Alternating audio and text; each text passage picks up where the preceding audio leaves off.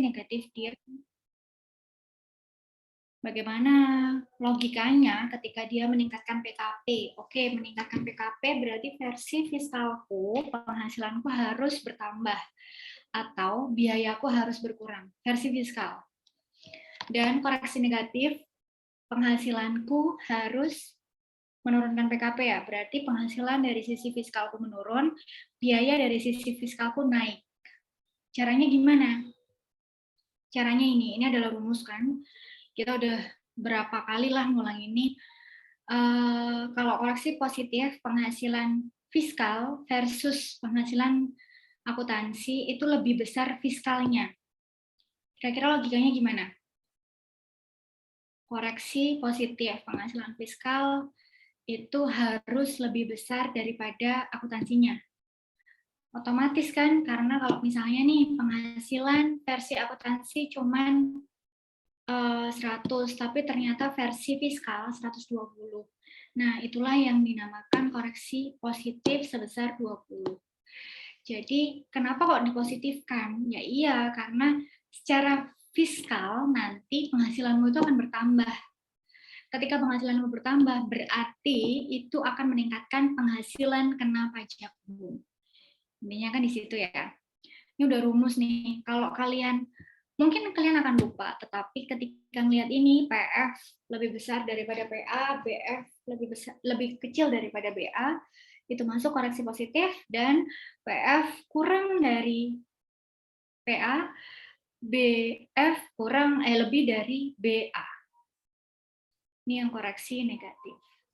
Jadi ini rumusnya ya, ini harus dipegang dulu.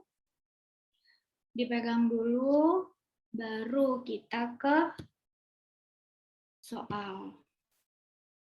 Kita review lagi nih soalnya. Seperti yang kita bahas tadi, bahwa ini ada laporan laba rugi ini yang harus kita sesuaikan.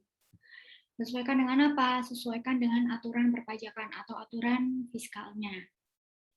Oke ya. Kemudian, apa yang harus disesuaikan? Ternyata di sini ada informasi data keuangan. Mulai poin 1 sampai poin 14. Poin 13. Oke ya. Inilah yang harus kalian cek one by one. Mana nih yang harus dikoreksi? Karena ini ada informasi tambahan, jadi semuanya harus koreksi yang ada di sini. Masalahnya ikut koreksi positif apa negatif ya, gitu loh. Oke ya. Oke. Sekarang kita ke jawabannya.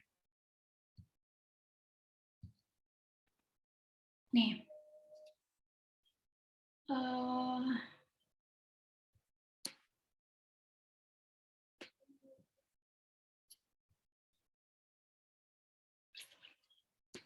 Ngantuk ya, Rek ya?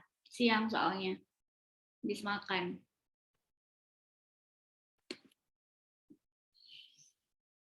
Karena ini kelas keempat, jadi saya lumayan.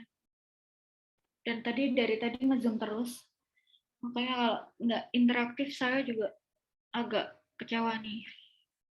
Oke ya. Kita beralih ke laporan laba ruginya. Yang pertama ada penjualan barang elektronik. Apakah ada koreksi di situ? Di soal ada, Bu.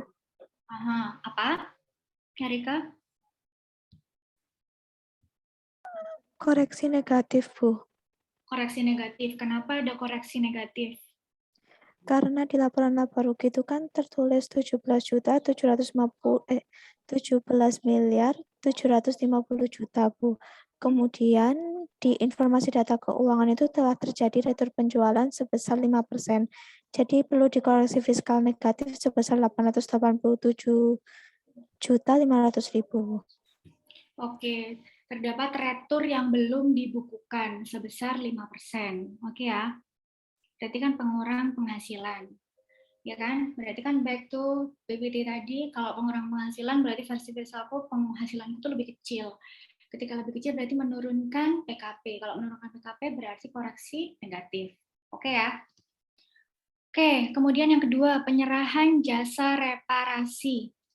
Penyerahan jasa reparasi ada koreksi positif di situ. Kenapa ada koreksi positif?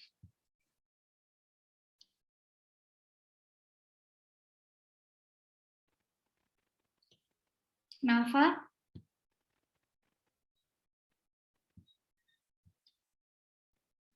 Iya, Bu. Karena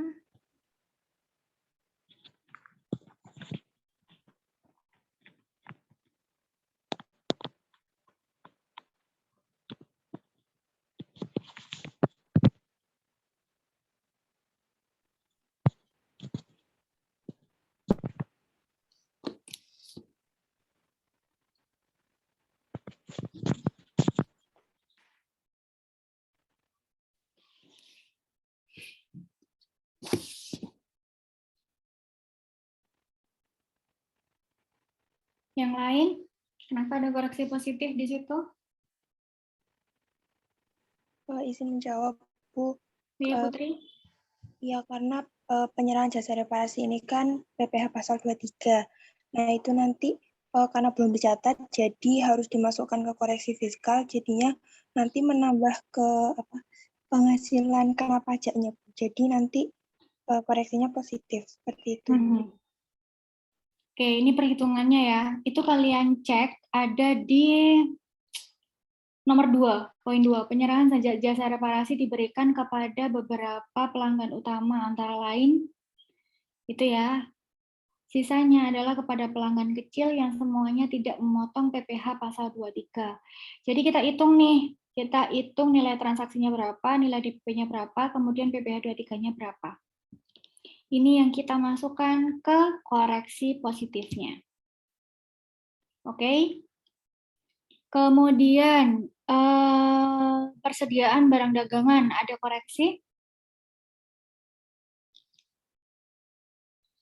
tidak ada, Bu. Oke. Kemudian pembelian neto itu ada di poin ini ya. Pembelian neto. Nih, ini yang dimaksud tadi PPh 23. Kemudian ada PPh, ada pembelian neto. Ada pembelian neto sebesar sekian dan di dalamnya itu sudah masuk pembelian impor barang elektronik sebesar 9 juta, di mana harga tersebut termasuk biaya masuk yang telah dipotong 22, tarif 2,5 dan PPN tarif 10%. Maka yang kita hitung apanya itu? Di pembelian itu. Pembelian impor ya. Yang kita cek adalah DPP nilai impornya. Ya kan?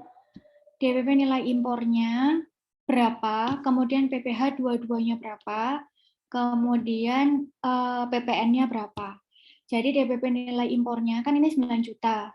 Kemudian dipotong PPh 22 dan PPN-nya kan 1 juta. Maka DPP-nya adalah adalah 8 juta.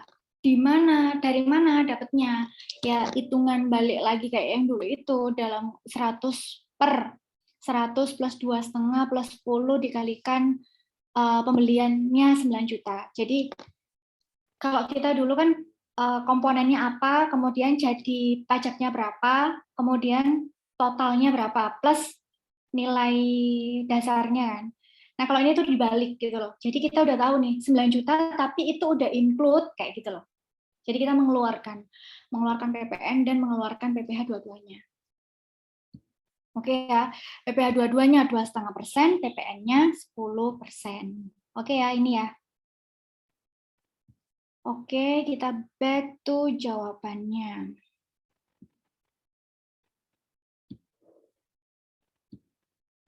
Nih yang saya maksud tadi.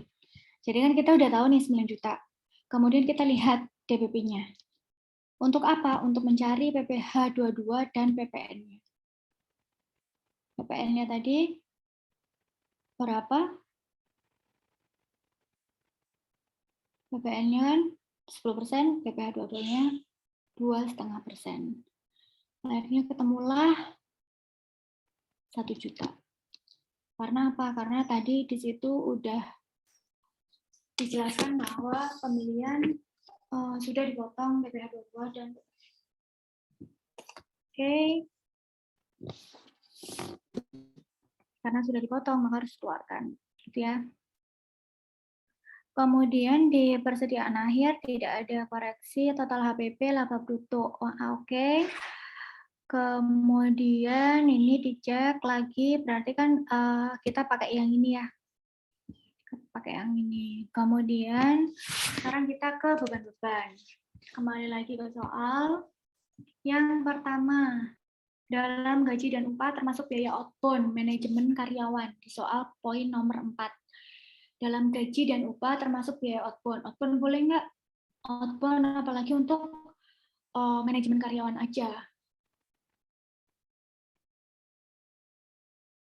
Outbound termasuk natura, nggak boleh ya, maka harus dikoreksi. Oke? Ingat biaya, kalau biaya yang tidak diakui di fiskal, berarti kan harus dikeluarkan. Ketika dia harus dikeluarkan, maka dia menurunkan menaikkan PKP karena kan biayanya lebih kecil, maka dia menaikkan PKP gitu kan. Kalau menaikkan PKP berarti koreksinya positif. Paham sampai di sini? Untuk biaya? Biaya kan logik. Oke ya. Oke, next ya. Kemudian gaji dan upah ketemu ada koreksi positif ya berarti. Kemudian untuk penyusutan aktiva tetap. Nah, ini apa nih yang harus dikoreksi dari list poin 5 ini apa?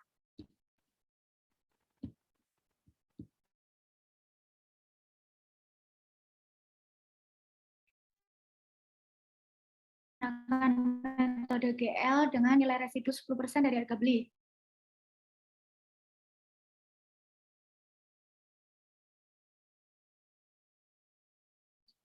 Kok tulisannya unstable ya? Apakah unstable? Apakah saya unstable? Tadi sempat putus-putus, sekarang sudah lancar, Bu. Oke. Sekarang udah jelas? Sudah, ya? Bu. Oke. Oke. Nih ya, dari sini apa yang harus kalian koreksi? Masih ingat yang kelompok aset?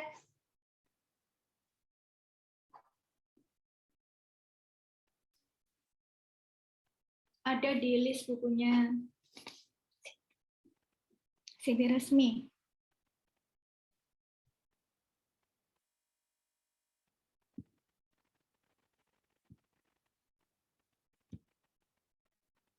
Oke, jadi dari data yang ada di poin 5, itu kan ada tanah dan bangunan. Kalau tanah nggak ikut kan, karena dia tidak perlu disusutkan.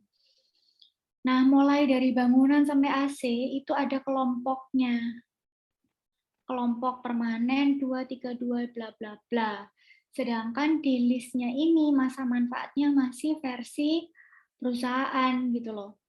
Nah, maka kita harus menyesuaikan dengan masa manfaat yang menurut aturan perpajakan sesuai kelompoknya. Ini adalah sesuai kelompoknya, oke?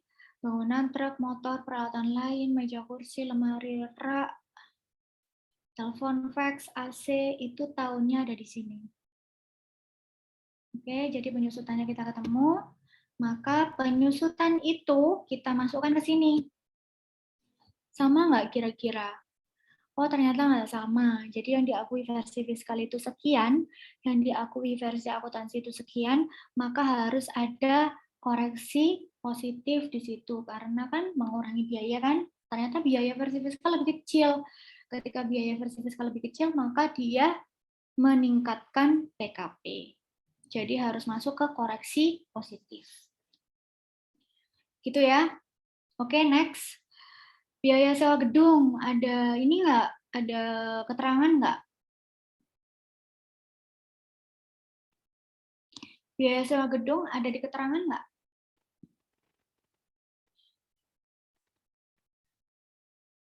Tidak ada, Bu. Tidak, Bu. Oke, next ada biaya apa lagi? Beban telepon, Bu. Oke, beban telepon. Ada koreksi? Ada, Bu. Ya, ada koreksi.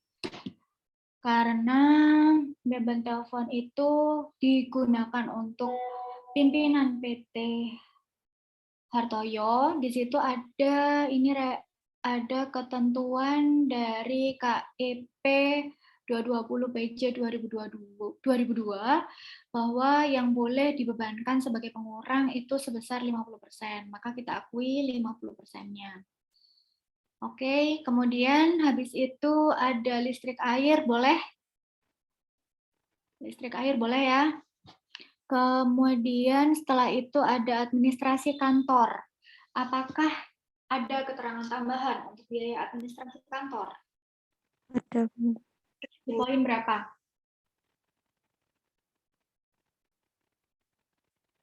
Poin 7, Bu. Ya, poin 7. Karena apa? Karena pembelian ATK-nya tidak ada bukti. Betul, maka yang tidak didukung dengan bukti harus dikeluarkan. Itulah kenapa SPJ itu penting ya. Harus dikeluarkan, maka ada pengurangan biaya, ada peningkatan PKP, koreksi positif sebesar 1 juta. Kemudian ada pajak dan retribusi, ada keterangan lagi untuk pajak retribusi? Ada, Bu. Apa itu? Denda, Bu. Denda. Denda nggak boleh ya. Denda itu tidak boleh diakui sebagai pengurang. Denda tidak boleh diakui sebagai pengurang atau tidak boleh diakui sebagai biaya. Jadi kayak, ya salahmu, kamu didenda gitu. Baratnya itu seperti itu. Kemudian, apalagi setelah denda, setelah pajak retribusi? Asuransi ada? Bagian tidak ada. Asuransi kosong. Kemudian bagian kerugian piutang tak tertagih. Rincian kerugian piutang tak tertagih, di situ ada data ya. Yang pertama datanya apa? Yang pertama datanya apa?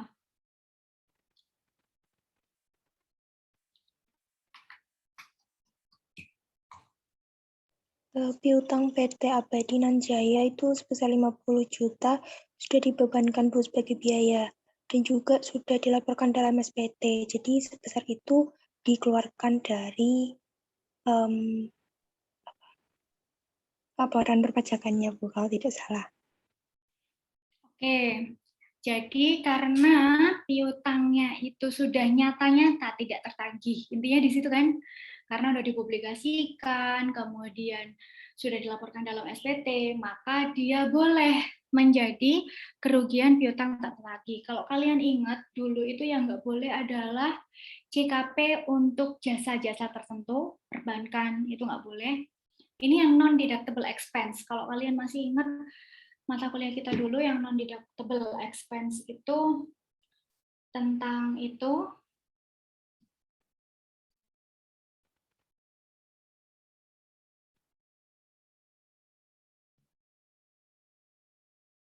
Sebentar ya, sebentar aja.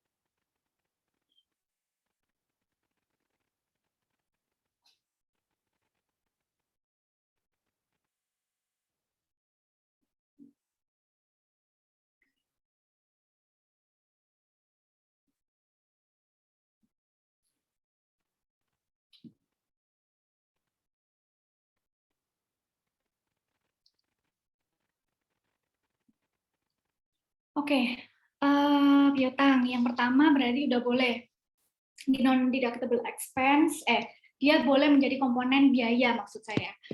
Terus apa yang nggak boleh ketika itu menjadi CKP, kecuali CKP dana tertentu. Misalnya nih, CKP untuk sektor jasa tertentu itu yang dimention di peraturan itu untuk Yang diperbolehkan, biaya yang diperbolehkan itu adalah untuk, seingat saya, untuk jasa keuangan. Jadi perbankan. Kenapa? Karena di perbankan itu high risk kan, high risk untuk piutang tak tertagihnya. Maka dia diperbolehkan membuat CKP. Tapi untuk jasa yang lain enggak. Itu setahu saya.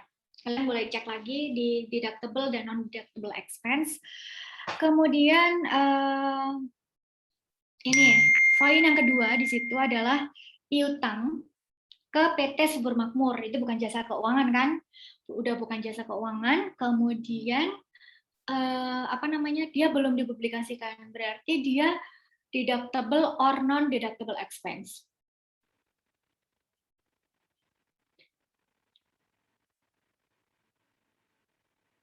Non, Bu.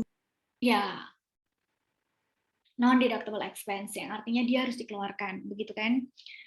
Berarti yang kedua ini, yang harus dikeluarkan yang poin piutang ke Subur Makmur dan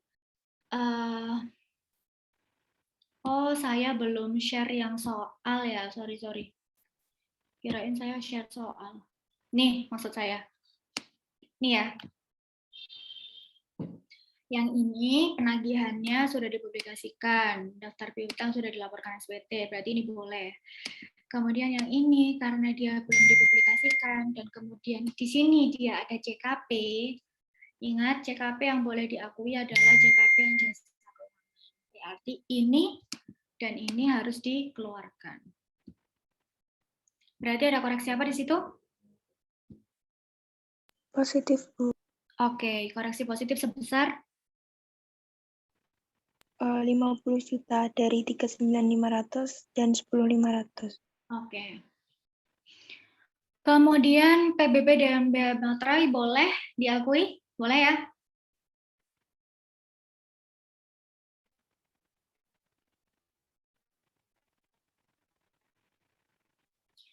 Kemudian PPh 21 apakah boleh? PPh 21? Tidak boleh, Bu. Tidak boleh sebagai pengurang. Kemudian lain-lain. Nah, di keterangan lain-lain itu ada apa? Di keterangan yang lain-lain itu ternyata ada keterangan sumbangan, entertainment, dan rekreasi. Berarti dari ketiga poin ini, apakah harus dikoreksi? Iya, sumbangan sifatnya kalau bukan ke lembaga pemerintah, dia nggak boleh diakui sebagai sumbangan. Jadi harus ke lembaga pemerintah. Zakat juga harus ke lembaga pemerintah. Kemudian biaya entertainment, di sini di-mention 30 juta, 80% ada daftar nominatifnya, sisanya nggak ada, maka sisanya itu harus dikoreksi. Kemudian biaya rekreasi termasuk natura, tidak boleh dikurangkan sebagai biaya. Maka yang harus dikeluarkan dari ketiga poin itu kecuali 80% yang ada daftar nominatifnya. Oke? Jadi ini ya, sumbangan, entertainment yang tidak ada daftar nominatif, kemudian yang ada daftar nominatifnya 24 juta, kemudian biaya rekreasi. Maka ketemu 56 juta yang harus dimasukkan ke koreksi Positif, Bu. positif. Oke. Dah, kemudian ada keterangan lagi untuk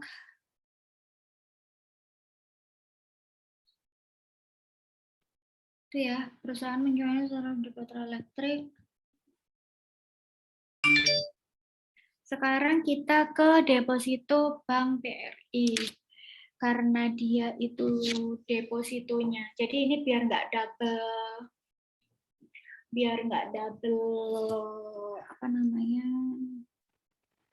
pungutan, biar nggak double pungutan, maka bunga deposito dari BRI itu kan sudah dipotong PPh final. Jadi dia harus kita keluarkan. Jadi kita udah nggak ngakuin dia sebagai penghasilan lagi.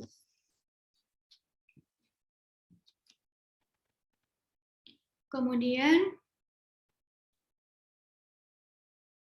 habis itu apa? Transaksi penjualan saham, dividen PT Elektrik. Nah, untuk dividen ini ada informasi baru sih kalau nggak salah itu. Oh ya, saya lupa. Dividen ada ide nggak yang dividen? Ada yang udah baca peraturan baru? Dividen.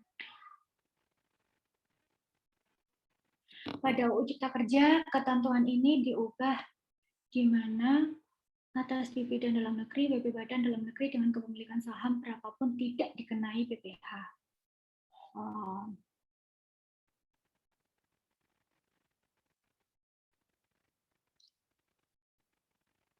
Oh, sorry. Berarti dividen harus dikeluarkan karena ada keterangan baru pada UU Cipta Kerja diubah di atas dividen dari dalam negeri. WP Badan Dalam Negeri dengan kepemilikan saham berapapun tidak dikenai PPh. Maka kita boleh mengeluarkan dividennya ya.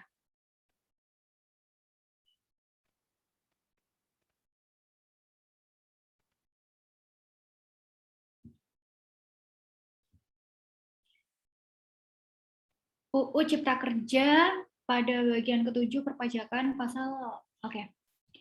Jadi yang dividen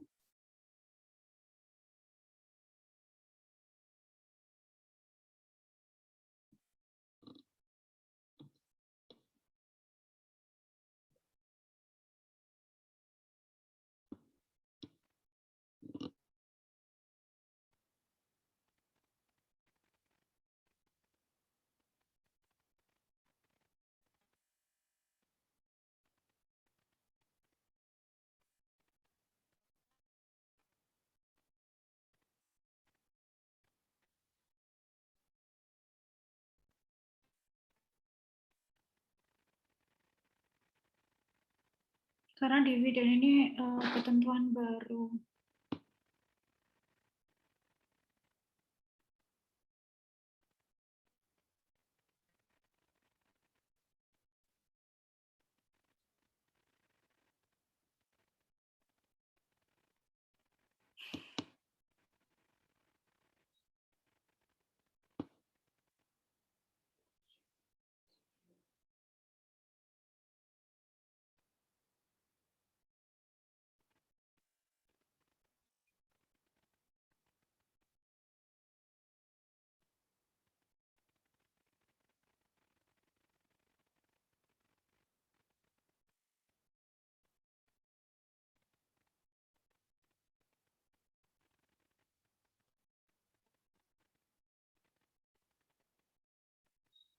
BP Badan Dalam Negeri dengan kepemilikan saham berapapun tidak dikenai PPh. Dividen tidak dikenai PPh. Berarti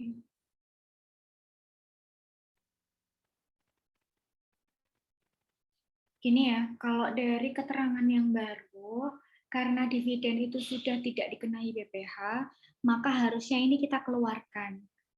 Dikeluarkan dari sisi penghasilan. Karena kan kalau begini kan masih ada nih, dia masih masuk sisi penghasilan. Maka dia dikenakan PPh gitu kan.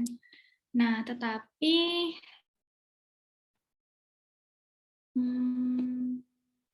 kalau dia dikeluarkan berarti dia dikoreksi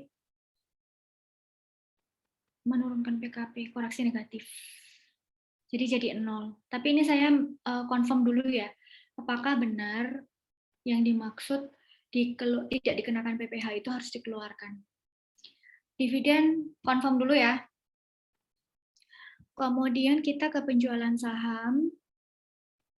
Karena penjualan saham itu keuntungannya itu sudah dikenakan PPh final, maka harus kita keluarkan. Kemudian kerugian penjualan kendaraan perusahaan, itu sebagai pengurang ya. Kemudian keuntungan selisih kurs juga boleh. Sudah sampai di sini ada yang ditanyakan?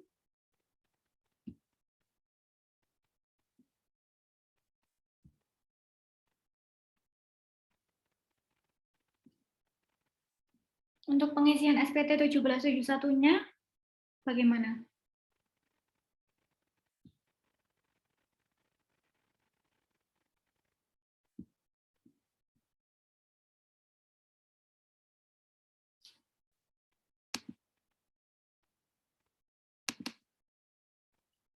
Sudah kan ya pengisian SPT 1771?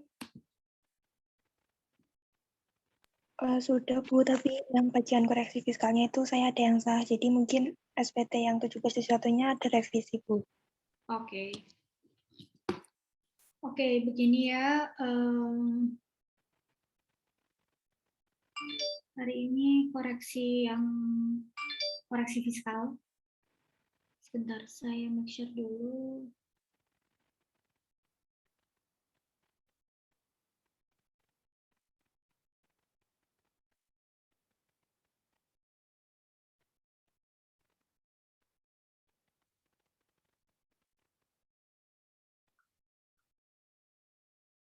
Untuk dividen sambil nunggu jawaban nanti saya WA-kan ke Firman ya, berarti.